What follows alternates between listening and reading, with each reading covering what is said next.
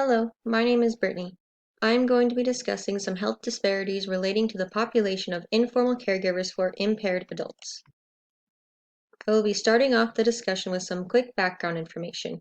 An informal caregiver is a friend or a family member that has taken it upon themselves to care for an individual who is unable to care for themselves. These informal caregivers are not financially compensated for their time spent with their care recipients. These are not CNAs, nurses, or home health aides that are employed for the purpose of providing assistance to this person. An informal caregiver may be working full-time hours or constantly providing care if they live with this person.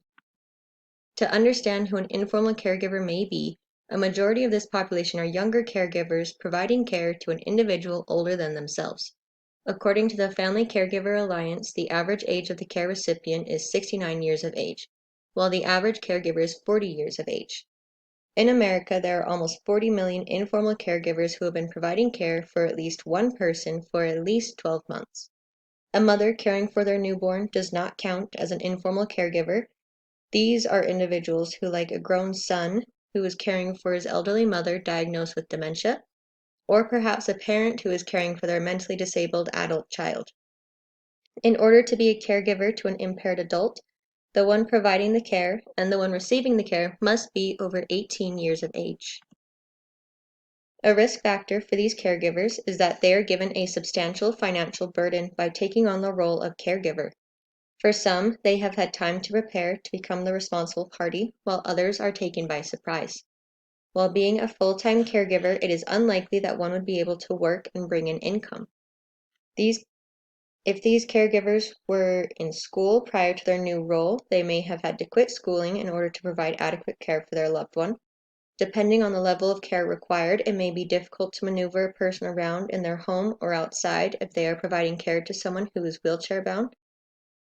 These detriments of health also apply to the care recipient.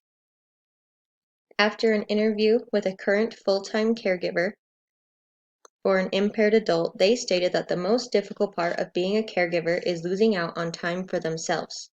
This particular individual is older and retired, married, with one adult child, and they are providing full-time care for their older sister, who is an amputee with CKD and is getting prepared to start on dialysis. They have also been in and out of the hospital and rehab centers for the past 2 years. After the death of their mother, the younger sister is now caring for the older sister with her own retirement fund, since they have both been retired for half a decade. The vacations and hobbies that she had wished for years prior are now a distant dream. There is just not enough time in the world to fully care for yourself with someone else being fully dependent on you. For most caregivers, they are able to provide the fundamental needs for any living person, including home, food, water, bathing, etc. However, a caregiver's resources are not unlimited. Funds may be limited and they may be unable to work. The love and belonging category are where one would see the most deficit first. Since most of their time is going towards their caretaking duties, it is difficult to find time for socializing and connection. As their love and belonging are diminished, so is the rest of the pyramid of needs. They may have a low self-esteem and be burned out.